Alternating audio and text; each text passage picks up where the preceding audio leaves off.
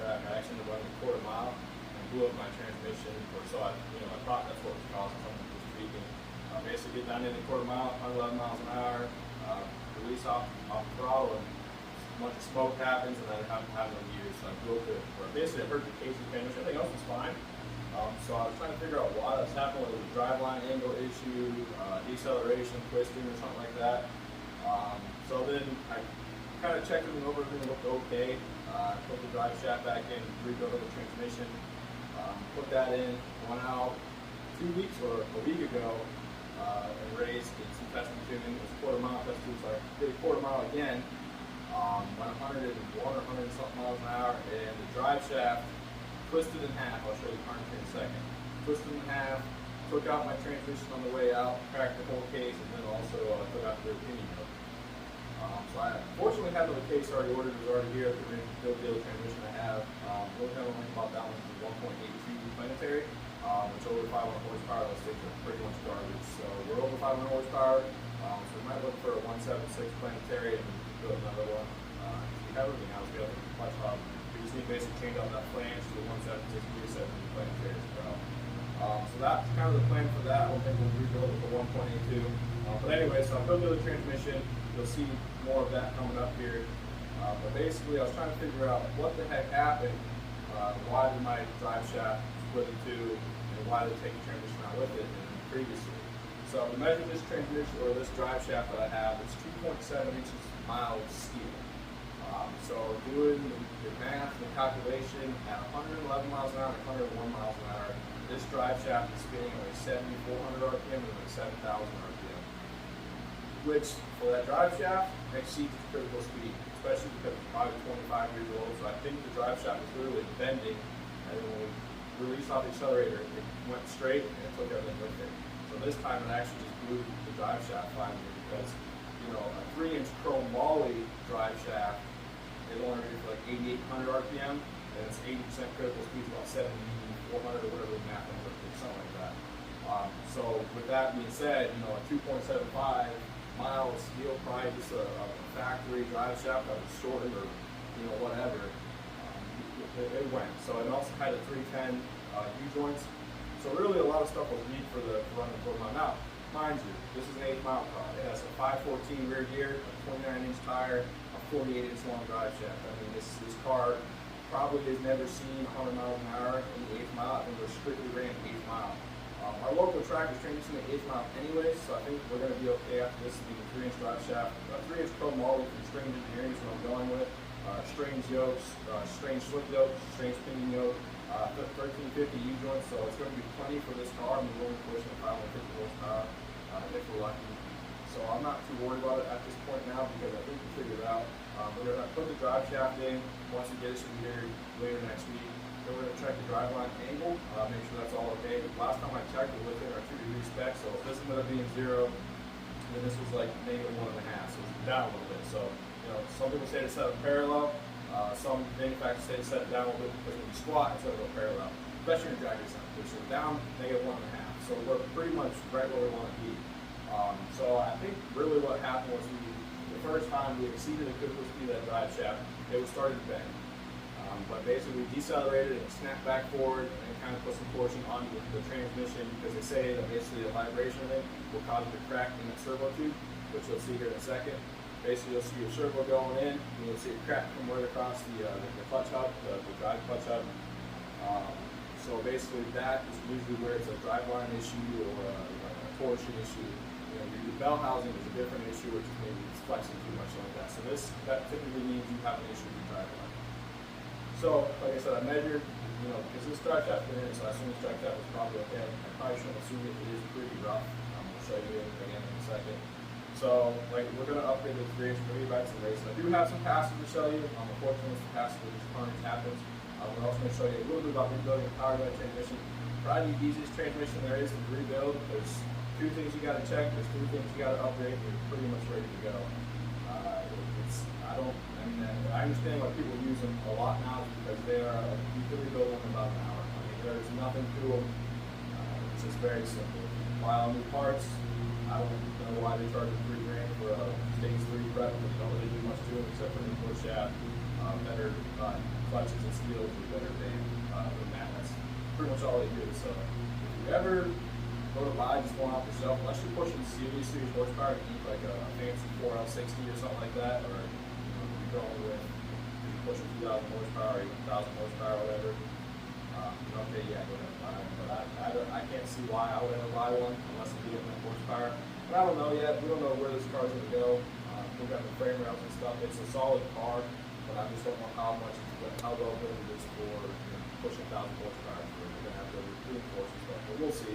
We're going to get it going down with what it has now, this combination. And just make sure we get the rest of the season out of it. We're basically going to do 8 mile stuff, which is fine.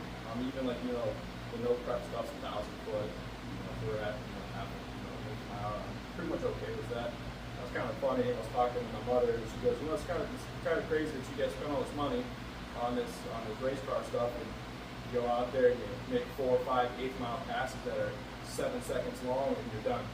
It is kind of ridiculous, but it is what it is. But let me show you the drive shaft. I got some video of the cases already. Let me show you this drive shaft.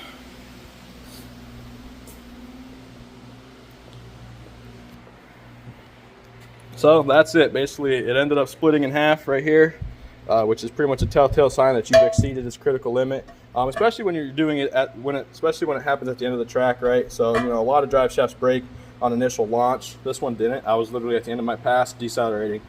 So that's what happens when you exceed your critical speed of your drive shaft. It's usually not it could be a vibration because your drive line's out of balance, or it's out of angle. But typically this happens just because your drive shaft was weak. So you can see kind of where it just torsioned in half. It took out the rear pinion yoke. I already took off the front slip yoke. Not to reuse it because I don't know how good that thing was either. But the transmission slip yoke I'm going to use basically for mounting the transmissions when I go to rebuild them. I don't think this will be my first rebuild, or it's not going to be my last rebuild, I should say, because this is my, 3rd rebuild so far of on it. So basically this portion came up, hit the floor, dented it, and then went out the back. It was kind of funny. Me and my dad were drag racing right next to each other, and he pretty much saw the whole thing happen. And he goes, "Oh, please stay over, please stay over." At first, he wasn't sure what the heck happened, but then he realized it was my drive shaft that came out because they realized I don't have mufflers. I just got headers. So yeah, we're waiting on that drive shaft. Strange said pretty much end of next week I should have, or end of this coming week I should have it. Then I got some work to do, and then we'll be back at the racetrack probably end of this month. Last week with my car, at least. We're going to try to get some footage of the Vega going down. But yeah, that's pretty much the story of the Rambler right now. We've only made about 8 passes so far this year, so it's kind of been hit or miss, up and down, and all kinds of things in between. So stay tuned, and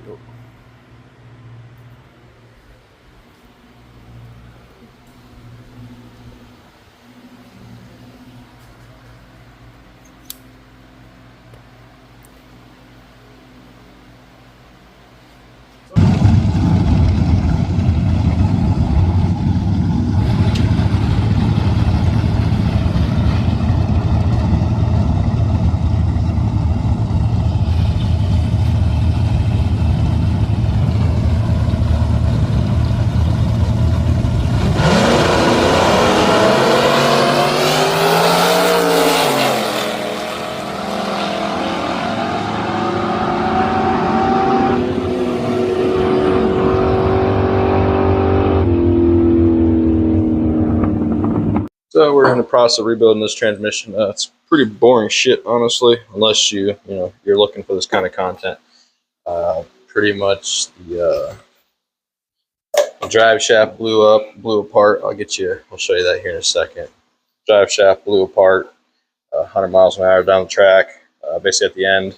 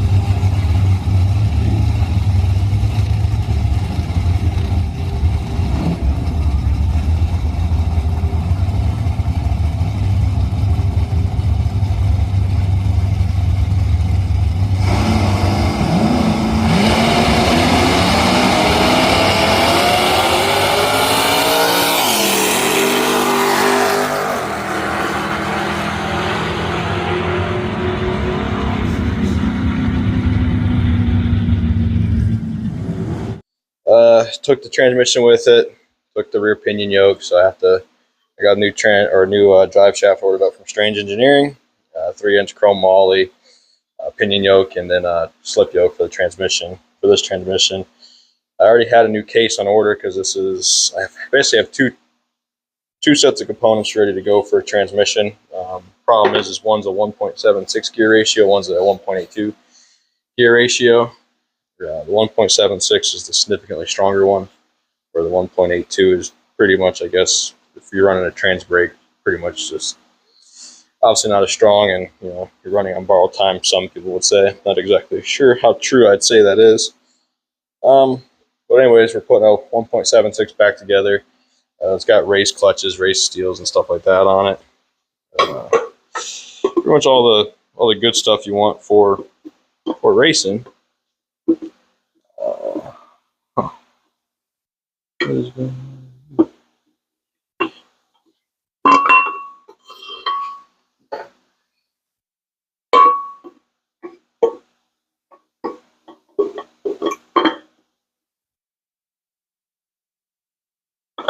There we go.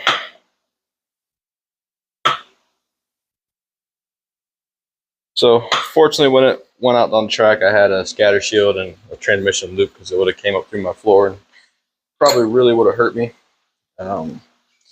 Fortunately, we had the safety precautions in place already. I was kind of, when I rebuilt the last one, I was really confused and trying to figure out, what the heck happened. Why did my transmission crack? Because the transmission cracked, but the drive shaft was still fully intact. So I was kind of like, well, what the heck happened? And I was hesitant. I was going to just go buy a brand new one from like FTI, because the one transmission I rebuilt already, I couldn't get really to actually run. I want to go forward. I found out what I did wrong in that instance. Basically, what I did was I had too many clutches, so too many frictions and steels in the reverse clutch pack, and it wasn't allowing the rear clutch to disengage. Because the case was already raced and pretty much race prepped, but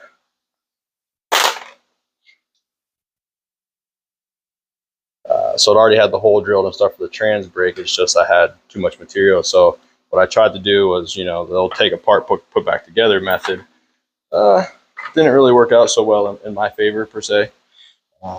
Basically, what ended up happening was I replaced, I think 8 steels and 8 clutches with 8 steels, 8 clutches, and they must have been a stock unit or something like that, because they were thicker. The new ones were thicker, I guess, and put too much friction, too much bind in the clutch housing there. So basically, reverse would just engage all the time because it couldn't release. It was just so pretty much. And then we got the proper gasket now as well.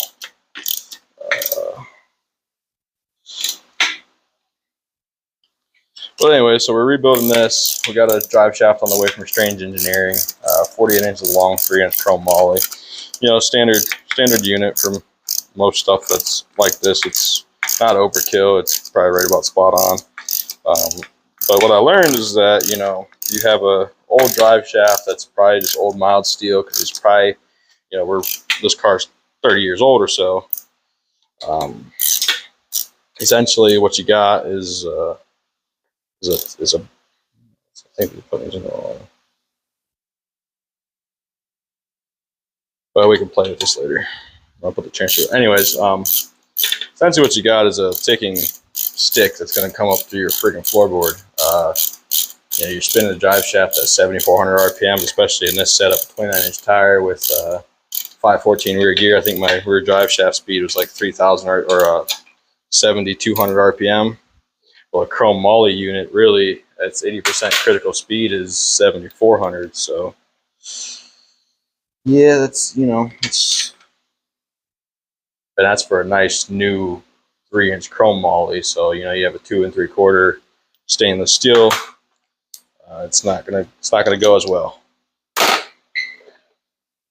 So, pretty much all we did so far was we pulled the reverse piston. Well, this was the new case, so we had to put the reverse piston in, reverse spring retainers, We put the reverse clutches and steels in at the reverse top seal plate, and then put the planetary in as well. So I just like to kind of get the rear end supported with the pump and stuff, and do this before I move on because it just makes things a little easier. I'm not putting a whole lot of bind on this output shaft. But anyways, so next we'll put in the clutch hub with the sun gear and all that.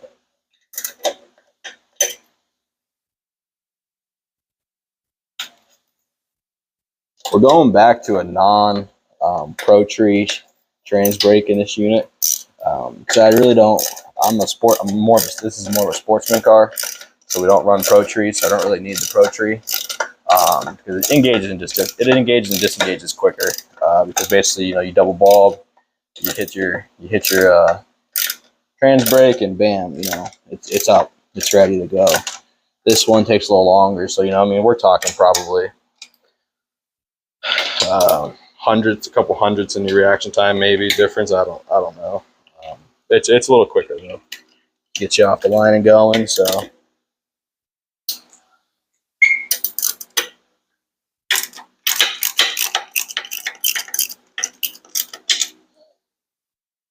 And I guess when you're at that level of competition, it matters where, like, the level of competition I'm at. I'm still just doing test and tuning, so we're not doing anything fancy.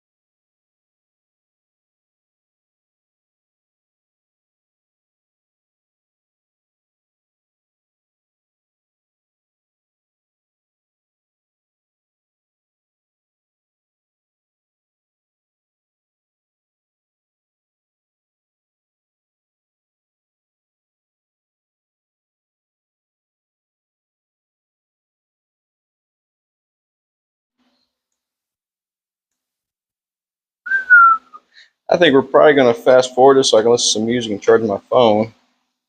Really, there's not much else to see except for putting the valve body in and adjusting the servo band. Right now we're putting the servo in, so we got the planetary in, we got the drive clutch drum in, we got the low gears, and then we got the low gear servo band in there. The low gear servo piston is now in its housing. We got the linkage in. We're going to put the band adjusting bolt in, and that the little linkage piece there. And then we'll pretty much put the front pump on. It's a TCI front pump, so it's a little better quality than your standard factory. It's got a little more pressure, a little more volume. So we'll put that in. Then we'll get the valve body and all this linkages. So we got to put the shift mechanism in there, and then we'll go from there. So it's pretty straightforward. I mean, after this part, it's literally just bolted in. There's only two clearances you really got to pay attention to on this thing, and it's the steels and clutches in here. They'll give you a factory of between 5 and 10 thousandths clearance per friction. So basically, if you have 8 frictions, or let's just say you have 10 frictions, you need anywhere from 50 thousandths to Yeah, 5,000. So you need up to 50 thousandths for that one. Or if you go up to 10, you need between 50 thousandths and a tenth of an inch. So you basically measure that from the landing where that top gear sits in, measure down from there. Same thing with your reverse clutch pack too. So it's actually pretty loose once it's in there, but that servo, that piston will engage and then gives you your gears. You can take some springs out of the rear there. They say it gives you a little bit harder of a shift. It really depends, I think, who you talk to. One couple of upgrades you want to do for your powerglide specifically is you can upgrade your frictions and steels you want to go to a race style. Obviously, that's what you're probably going to do anyways. If you're going to rebuild one, the other thing is your input shaft. You want to go to a turbo 350, turbo 400 input shaft. It's thicker, has more splines, rated for more horsepower. The other thing is in your hub is in your drive clutch or your drive hub here. There's a gear in here. There's a little hub in here that usually fails. It's not the actual outer hub that fails. There's a hub in here that basically holds everything together. You want that usually billet or aluminum or something like that. I forget what material it is, but there's aftermarket ones that are much stronger. Basically go with those. Then after that, I mean, you can drill a couple of holes in your valve body and pretty much take a little routing bit, notch out a couple of grooves, drill a hole. I think you basically have a trans brake ready unit there. You convert them to manual pretty easily. All you do is gut them, take the governor and stuff out. But it's quite a simple unit. Damn it. There's not a whole lot going on with them. Then the other thing they're going to recommend you upgrade is this right here. So I'll show you here in a second. I believe this one here is factory. No. So this one's a little stronger. I think it's aftermarket. I think this one's a different material, makes it a little stronger. I do believe this is factory here. It looks factory. So it's just a little bit bigger, especially even your thread engagement looks like it's a little bigger. Maybe not. Let's see.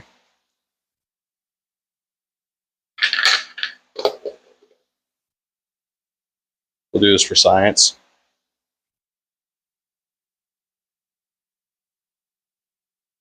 So no, it's the same size. Just must be a different material. This is rated stronger. It's because you tend to bend these over time. These get bent. So I recommend suggesting that might be some aftermarket some years ago, but it came in the case here, and it definitely could have been upsized because, like I said, this unit was raced. I don't care what the guy tells me.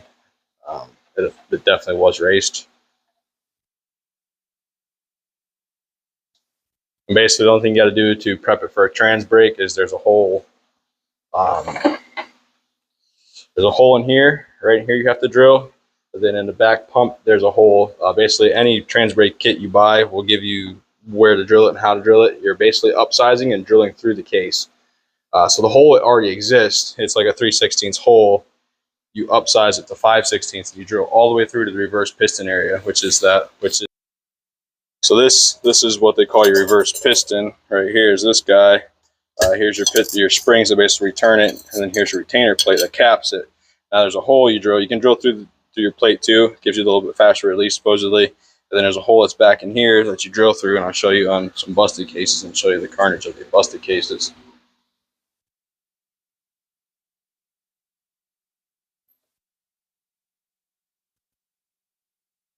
So you can see this one's pro style because it has these two holes right here drilled through.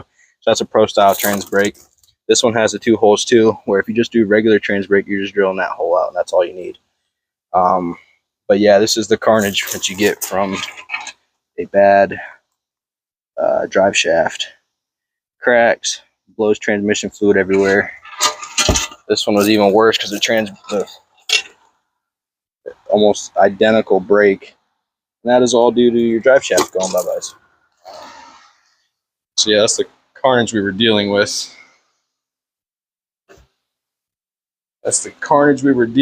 So we're got this case here. Got a new drive shaft, like I said, from Strange on the way. Pretty much get like a gasket kit. If you get a like a race ready unit, you can buy them off Facebook or whatever. Some old guy or something like that from who the hell knows where might be rebuilding them, and you can get them a lot cheaper than off like Jegs or Summit. I mean, Jegs and Summit, they offer nice units though, but for the most part, all they're doing is all this prep work, and they're giving you a couple of upgrades. Possibly they're probably giving you a stock GM valve body that was literally just drilled and milled out for what it's supposed to. But they're going to give you maybe a better pump. Depends which one you get, right? Stage 3 is going to be, I think, an aftermarket pump, maybe an aftermarket valve body, race prep frictions and steels. They mill the servo, they mill the reverse piston for you. They mill the drive piston because they're putting more frictions and steels in. They give you an upgraded input shaft, and they give you the trans brake. It's really nothing out of the ordinary. I mean, really, they got like, I don't know, I'd say maybe $1,500 in parts in there, if that, if they're giving you all the good stuff. Because like I said, I'm not exactly sure if they're providing anything else that's more than aftermarket. And what I mean by that is, I think you're still getting a stock valve body.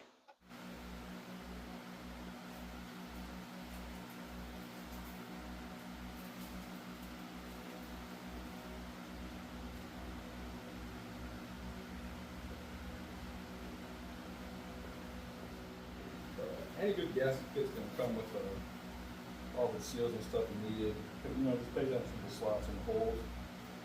Really, have basically heavy orientation. They're gonna, if the rear governor one sits a certain way, the bolts only go one way through that support there. The front one, same thing.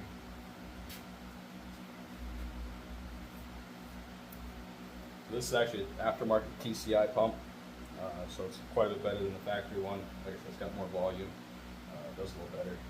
Now there is, these are called thrust washers. Basically, as you check your end play and verify with that, make sure that this is set in far enough and you have the right thrust washer. Usually it doesn't change.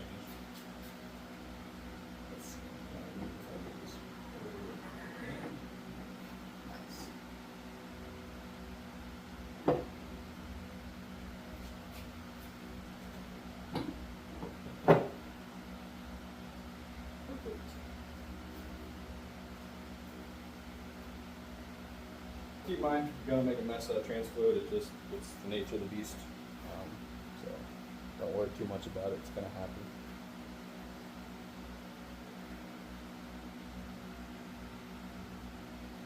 The servo band worked, but I think it got cooked anyway. So if you got a new band, just little things of assurance. $45, get a new one. Get a gasket kit. You have all the gaskets. If you're running trans brake, you got to run a block off plate pretty much. Most kits will come with that gasket. So basically, the original gasket was one that had a rear pump. 90% of the time you're not. I think 99% of the time you're not using a rear pump. This is an early model, like 63 and earlier. Powerglides, that you run the rear pump. The only reason they had a rear pump was so that you could push start your car when the battery is dead. So I guess it makes sense, if you're in the northern states or whatever, like Ohio, you might want that. Back in the day, nowadays with batteries and jumpers and stuff, who the hell cares?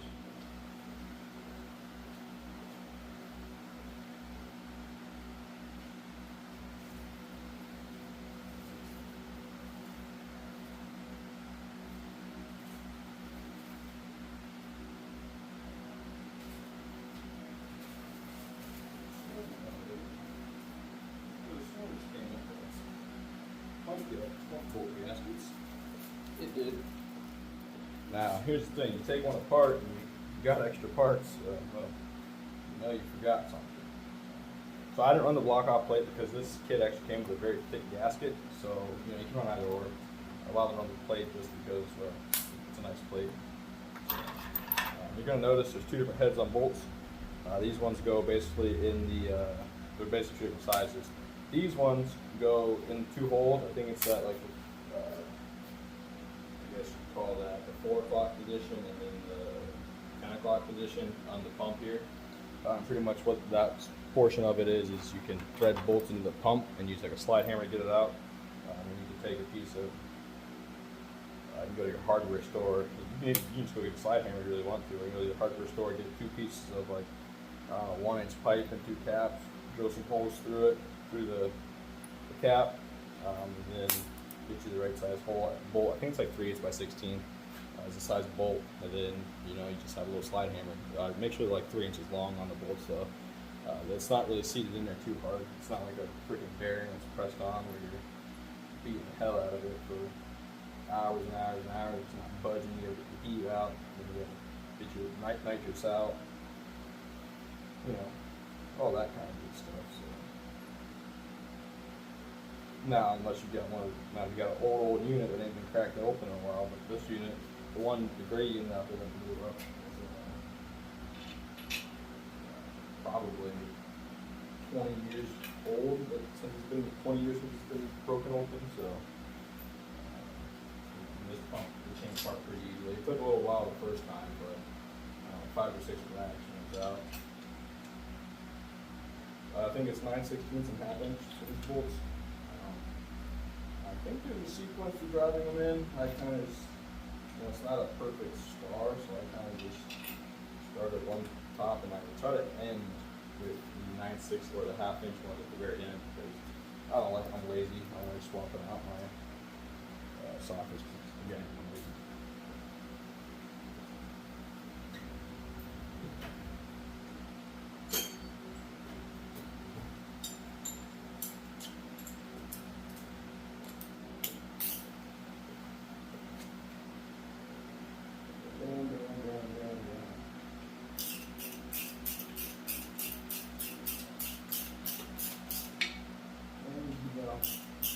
Gotta seal on it and try to walk it in.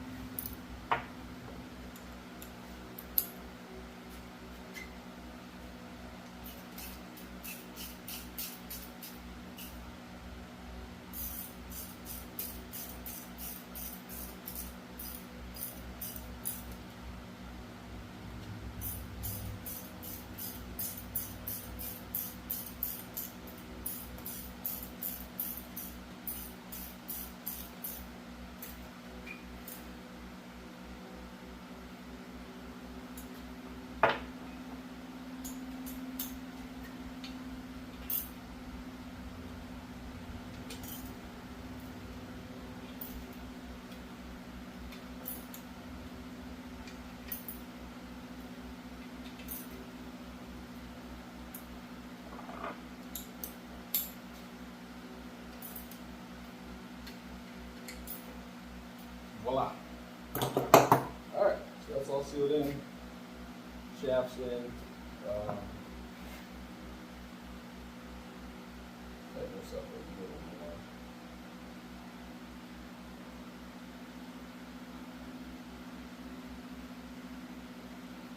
We'll get to that when we get to setting that up.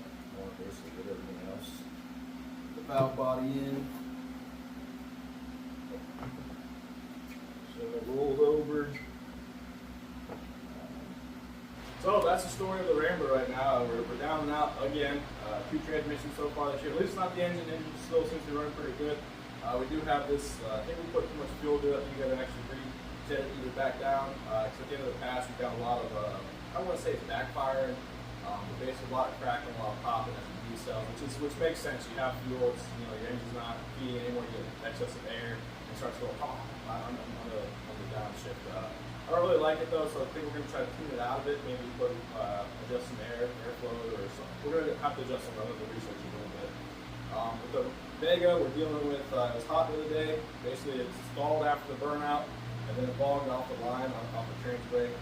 What I'm thinking is happening is I think we need to go a little bit larger than the squirter. When I looked at the squirters, it looked like it had a 25 squirter in it, so we're running to 31, just to try to help out that issue a little bit. So hopefully it doesn't bog the line. Once it gets enough fuel and the secondary is open up and it's got it going, the thing takes off like a rocket, my dad said. So we're going to deal with the accelerator circuit a little bit, so I think that's what's causing that issue. And it seems to be running, we're also going to increase timing a little bit. It seems to be running a little bit on the lean side.